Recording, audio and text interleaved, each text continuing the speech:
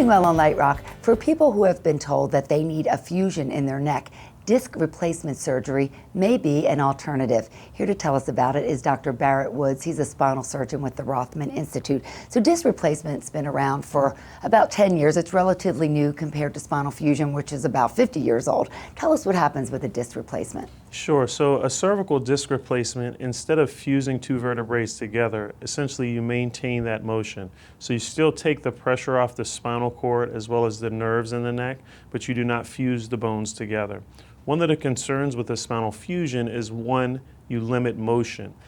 Most of the time with the cervical fusion, you do not lose a tremendous amount of motion. The bigger concern for us as surgeons is something called adjacent segment degeneration. So if there are two segments fused, the level above the fusion and below the fusion face a lot of stress, and that could result in further degeneration down the line.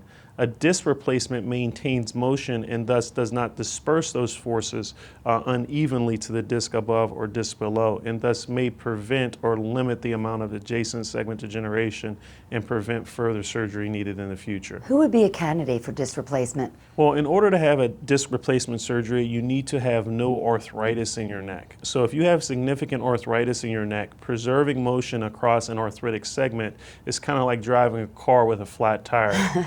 So you have to fuse or stabilize those segments. But if you have no arthritis across those segments in a normal alignment in your neck, then a disc replacement is a good option. Do you see it in younger people a little bit more? Yeah, typically disc replacement is done in people below 50, but certainly there are patients whose anatomy is still good enough to do a disc replacement. So I think it's important to sit down with your surgeon to look at your x-rays to determine if that is something which is a possible option for you. Good to know that there's another option available. Thank you so much, Dr. Barrett Woods of the Rothman Institute, and you're living well on Light Rock 96.9 WFPG.